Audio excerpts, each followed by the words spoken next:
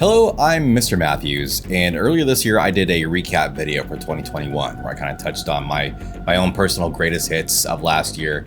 And in that video, I tried to list off all the games that I beat or completed for the first time last year. And despite the fact that I know that I played a lot of games last year, I was only able to think of 3 specific examples, and that was kind of embarrassing. So I wanted to be a bit more prepared for the inevitable 2022 recap video. So I started making a list of all the games that I beat this year. And these are obviously games that I completed for the first time this year. I've been beating a lot more games than this, but only the games that I actually completed for the first time this year are included, for the most part. So without further ado, let's just get started.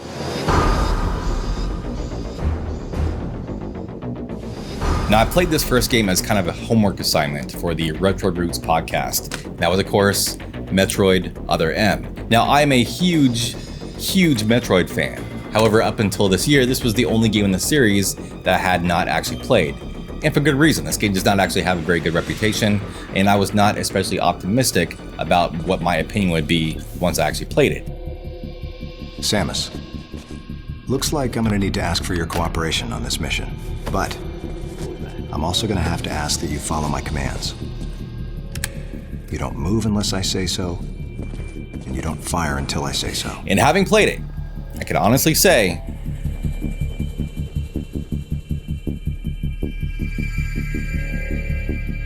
it's actually still a very good game, just not a very good Metroid game.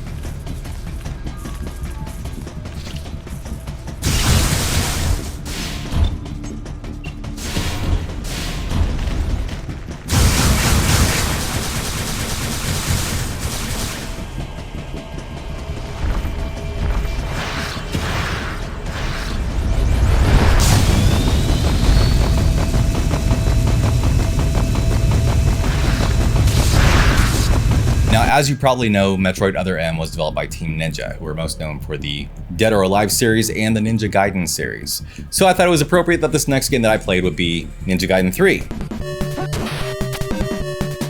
Now, I've actually been playing through the Ninja Gaiden NES trilogy in preparation for another video that I've been kind of sort of working on for the past 1.5 to 2 years. And this was probably the one that I was most nervous about. This is the one that everyone says is the hardest one. I'm not going to say too much about it other than the fact that it wasn't as hard as I thought it was going to be. I know the limited continues in this game make it potentially harder to finish than Ninja Gaiden 1 or 2, both of which use unlimited continues. However, I thought Ninja Gaiden 3 kind of balanced that out pretty well by giving you concessions that the other 2 games did not have. But that is all I'm going to say about it for now, other than I really liked this game. I definitely still say that I prefer the Mega Man and Castlevania series to Ninja Gaiden. However, game for game, I would say that Ninja Gaiden probably has the best trilogy of games on the NES.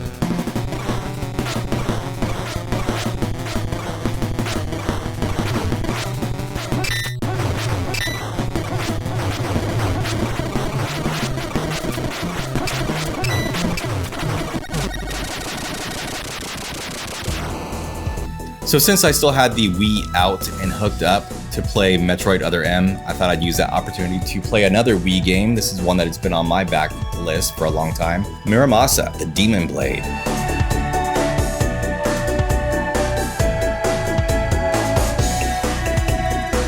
Now there is a lot to say about this game. I could sum it all up with one word: beautiful. This is one of the best looking games that I've ever seen. I love the art style. Now, I would describe this game as an action RPG, although the action part of it is pretty watered down and simplified. There's a much stronger focus on the story and characters, and I'm not going to get into that because it's definitely worth experiencing for yourself. Now, I don't know how collectible this game is now, but I originally bought this game for probably $10, $15 out of the bargain bin at Fry's. I thoroughly enjoyed my time with this game, and if you could find it, it's definitely worth playing.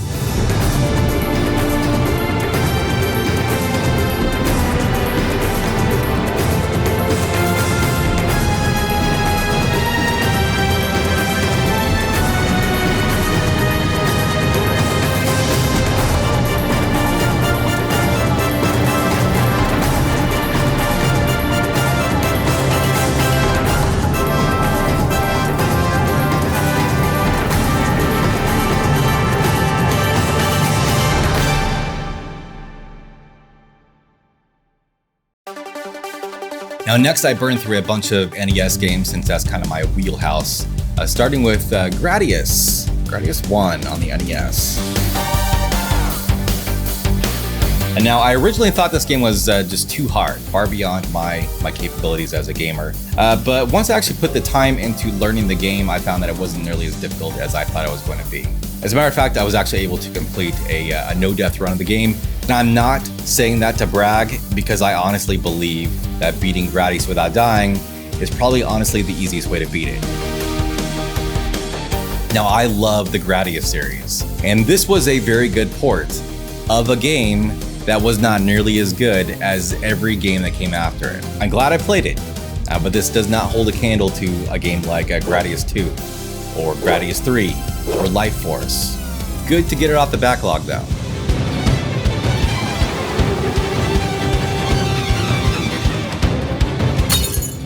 And speaking of backlogs, I also played through Gremlins 2 for the first time. And this was a long time coming. When I first started collecting for the NES, I wasn't even collecting. I was just buying the games that I had felt that I just missed out on as a kid. And this was back in 2007, 2008. So it literally took me 14, 15 years to actually get around to finishing this game. I have a full video on that. You probably already seen me play it. If you haven't played this game, do yourself a favor, check it out. And then after that, I went through another shooter, Abadox. I've always loved this game. It's very similar to Life Force in the sense that it alternates between a horizontal shooter and a vertical shooter. It also has a similar, kind of more organic motif. Very tough game, although it does give you unlimited continues. So it's definitely one that you can bulldoze through if you have a few hours to spare. Now, after going through a couple hard games in a row, I wanted to give myself a break and go through an easy one.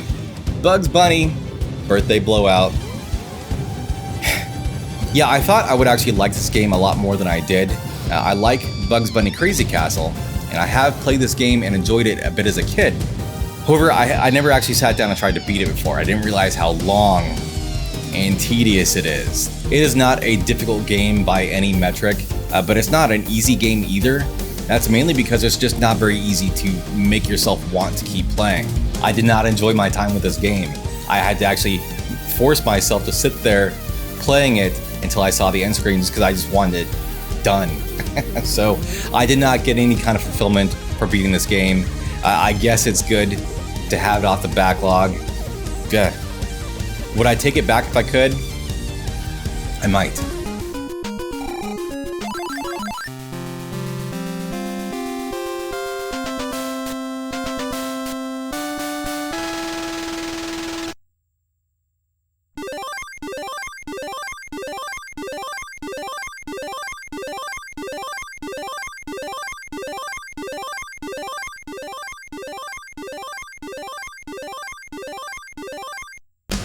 Now going back to the backlog, this is another game that I purchased a long time ago and only now got around to actually playing. Metal Storm.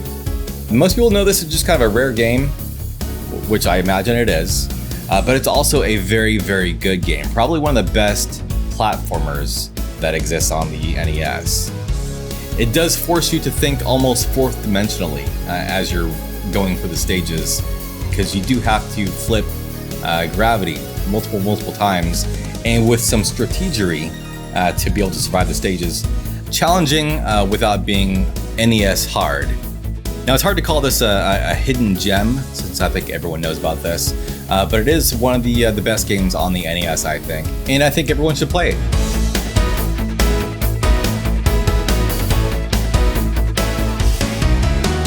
Speaking of easy games, can you believe that I've never actually beaten DuckTales? I haven't. I had it on the Game Boy, and that's the version I beat as a kid. I never actually beat the NES game, which definitely is not an easy game. It does put up a bit of a challenge. Not always in the right ways. The controls are a bit finicky, but it's a lot of fun to play. Everyone loves the soundtrack. And just to really feel like I beat it, I did complete it on the hardest difficulty setting, if that makes any difference. But it's good to actually close the books on this. I don't know if I actually like this game enough to keep playing it many more times in the future. Unlike this next game, which I did enjoy. Astyanax. I'm just gonna say it. I love this game. It is cheesy AF, but I love the big, chunky, colorful graphics. I love the gloriously bombastic soundtrack. It's not a smart game. It's not like Zelda or even Castlevania, but it's just so rewarding to play. And it's got a great little story that is surprisingly touching if you actually sit there and watch the cutscenes. And it's got some minor control idiosyncrasies that you kind of have to work through. But I thoroughly enjoyed my time with this game. So kudos to 21 Sandwich. He was the one that would kind of inspire me to play this one. Highly recommended if you haven't played it.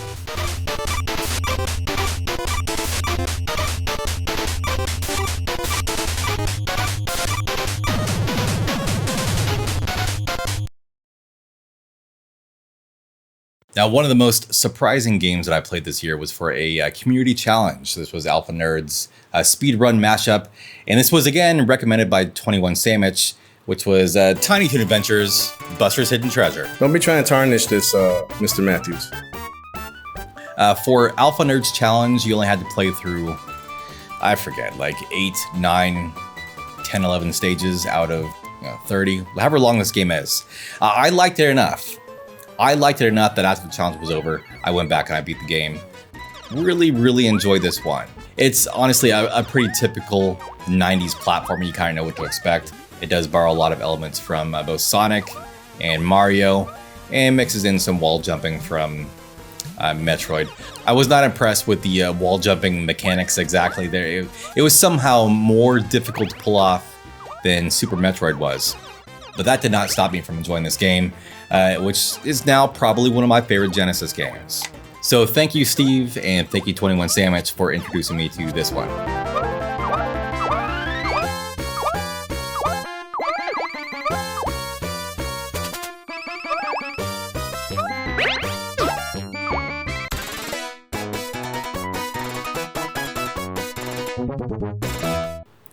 Now, I also played through Castlevania Area of Sorrow. This is kind of a placeholder card because I didn't play through this game. I played through the new Castlevania collection that came out on the Switch. I have played all of the Metroidvania Castlevania games on the GBA, and this one was my favorite one. I think the only one that I actually played through more than once on the Game Boy Advance. However, I remember nothing about it. So when I played through it again on the Switch just recently, it was basically like playing a new game all over again. So I'm going to count this as a new game completed in 2022, despite the fact that I played a previous version of it nearly 20 years ago. Fuck, I'm old. Speaking of old, Fortified Zone on the original Game Boy. Really good game. This is from Jaleco, who were also behind Astyanax. Now, how would I describe this game? It's kind of a cross between Contra and the dungeons from the original Legend of Zelda on the NES. It's kind of a top-down game where you're exploring 4 stages of increasing difficulty. You alternate between 2 characters. All the bases are very maze-like, not unlike the dungeons from Legend of Zelda or the labyrinths from Kid Icarus. A lot of backtracking, a lot of exploring. Very rewarding game. Not extraordinarily difficult, but definitely worth playing. Probably one of the better games I played on the Game Boy. After that, I went back to another easy game, and that was Little Mermaid on the Game Boy. I really liked the NES game, as you probably know. I was kind of curious how different this game would be, and it's not. It's basically the same game, just with a more cropped screen and a lot more abbreviated characters. If you like the NES game, you'll probably like this one. But the NES game is obviously the way to go. Now, the next game I played was another Game Boy game, and that was Tracks, which is a very cute little tank shooter from HAL. You know HAL, from Kirby. Now, this was clearly when HAL was just throwing a bunch of stuff at the wall to see what would stick. You could definitely see in this game that there were the same creative juices stirring around that would eventually coagulate into the Kirby series. Very similar graphical style, very similar level of energy and cuteness. A very brief game, not too challenging. It's disappointing that HAL didn't at least try to make a franchise out of this. I think this would have turned out very well if they had given it a sequel on the Super Nintendo.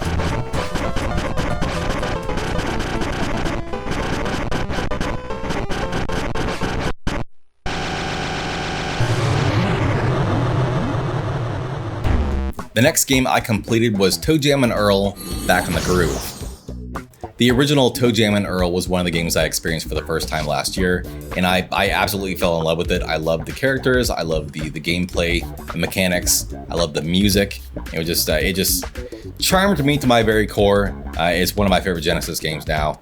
Now, if you liked the original ToeJam and Earl, but you haven't played Back in the Groove, Back in the Groove is pretty much just like the original game, with some minor elements taken from Panic on Funkatron. Other than that, it kind of plays like a more modern version of the original game with more modern conveniences. It doesn't have nearly as many frustrating elements as the original game had. And the music, as I said, is fantastic.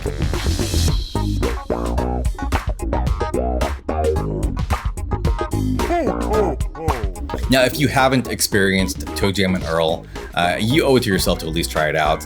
And this is a good game to start with.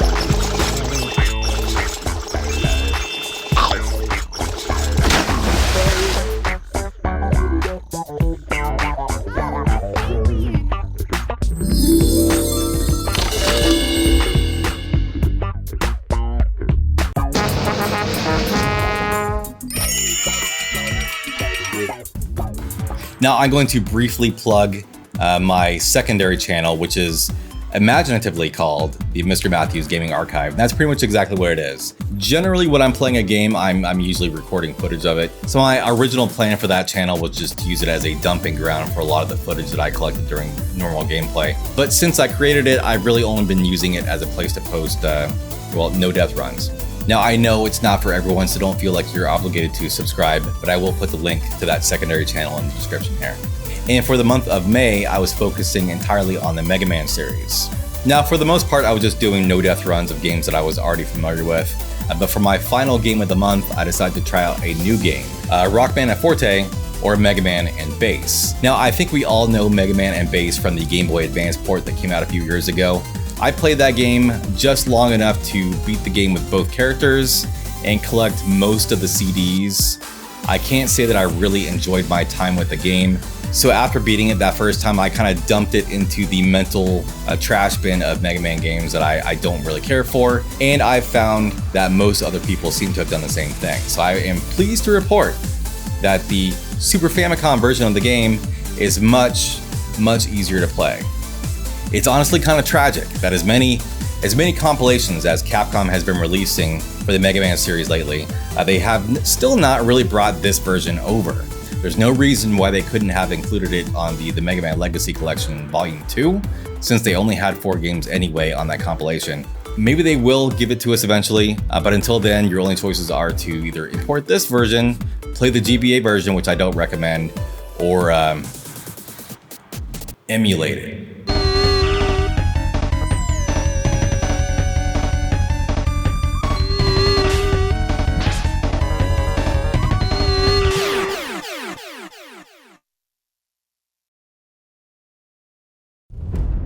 Now, I don't typically play a lot of new games, but Scott, Jen, and Dennis over on Retro Rivals talked this game up pretty good, so I had to check it out. And this was Days Gone.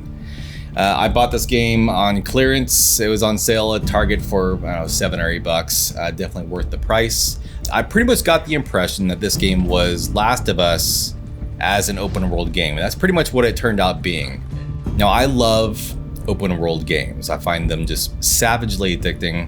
I love having big giant environments that I can explore and have kind of like an open range to just do whatever I want in. And that's kind of what I found here. So I wrote down that my starting date for this game was April 5th, and I finished it May 12th. And I was pretty much playing it every day. And you might say that I'm just playing the game really slow. But yeah, that's what I do. I was trying to do a lot of exploring outside of the narrative elements, trying to hunt down all the hordes and the secrets and the upgrades that are just scattered all over the world. And this is why I sunk hundreds of hours into Breath of the Wild also. I love open world games, but I don't like being tethered to a game for that long. So I was, a couple weeks into it, and I was starting to wonder when maybe the game was going to start wrapping up. Now, I really enjoyed this game. But I do have a lot of complaints about it as well. I could gripe about the bugs and the various glitches that I encountered during my time with the game, but I'm not really going to go into all of my criticisms. My biggest complaint with the game is that it didn't have a very cohesive story from beginning to end. It kind of played more like 3 or 4 seasons of Walking Dead. So there were a lot of narrative elements and characters that were kind of brought to the foreground only very briefly. And for a moment, it would seem like these things were going to be a more significant part of the story going forward, but they got dropped and the next one got brought up. So it was almost like watching multiple episodes of this ongoing TV series, which is fine. That's how life kind of works. None of us actually have a single narrative going through our lives. So this did kind of work pretty well as a snapshot of Deacon St. John's life and the things that he experienced in the 2 weeks or so this game took place in. But as a game narrative, it didn't really work for me because I didn't get any sense of progression, or I didn't really feel like there was much of an arc or a climax to the story. I know it's kind of an older game, but I'm still not really going to get into any of the specific story elements to avoid spoilers. But I will say, there was one story element that kind of motivated the main character all the way through the game. And by the time that reached its conclusion in the last quarter of the game, it had gotten so muddied and blurred by all the other characters and all the other story elements that it really did not have the emotional impact that it probably should have. So, very minor nitpick. Obviously, if you just want to ride around on a motorcycle and explore the woods and mountains in this place in Oregon and kill some zombies, then you're not really probably going to be distracted too much by the story. But as someone who's kind of hoping for a more 20 to 40 hour experience, I was getting a little antsy towards the end. However, I will say that Sam Witwer, as Deacon St. John, the main character, I've already kind of said this on Twitter, but he was the most alive character that I've ever seen in a video game. The motion capture and the acting and the delivery of all of the facial expressions and every line that he spoke just felt like an actual human character. So bravo to Sam Witwer and who developed this, Bend Studio, for truly bringing this character to life, which does lead me to my other minor, not so minor complaint with the game that probably only I am cynical enough to complain about. None of the other characters were brought to life quite as convincingly.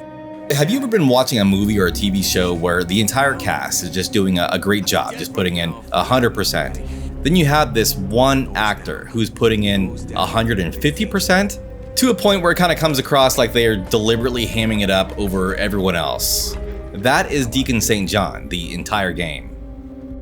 Deacon talks to himself a lot, like an unnatural amount. And I'm not talking about like mumbling under his breath. I mean, these are clearly articulated, fully formed thoughts spoken in an outside voice all the time. And yes, I understand that this is purely for my benefit, but it got distracting very quickly. Shit. No, that's a horde. It's a horde. I'm gonna have to clear this before Ricky can get in, or she's gonna pull them all down on us. Bottom line, would I play this game again? No, I don't have that kind of time. But you should play this game if you haven't already. I give this an 8 out of 10.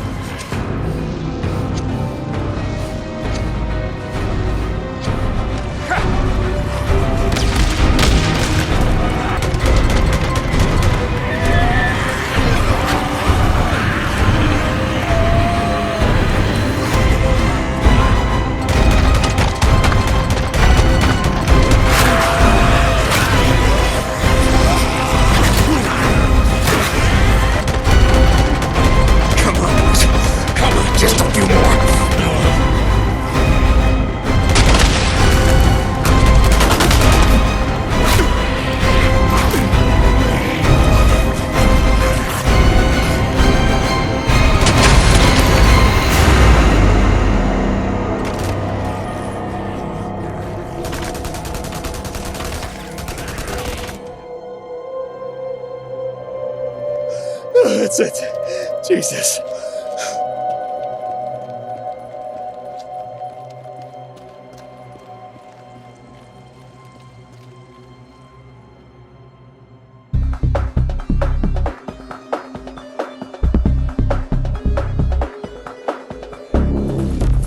Now, real talk, I do play a lot of hard games.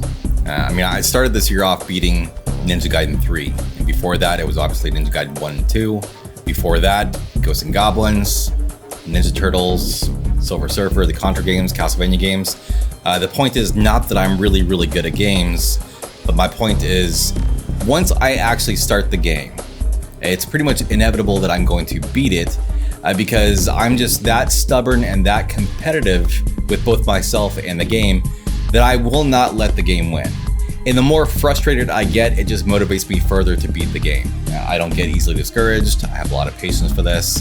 And that's why I just end up beating a lot of games just because I'm too stubborn not to.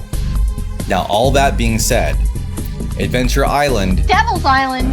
It's Devil's Island! ...is the most frustrating and the hardest game that I've ever beaten. Fucking Devil's Island. Devil's Island. It's Devil's Island! It does give you unlimited continues, but all that is meaningless because I've literally spent hours trying to complete a single level. I spent an entire Saturday afternoon grinding away at this game and not being able to finish it, and then looking at the time and it's midnight. Yeah, I just want to go to bed. So I did what every rational person in the world would do. This was the first time in my life that I've ever left my system on overnight so I could resume from the same spot the next morning. And I don't regret that because I eventually beat the game the next morning.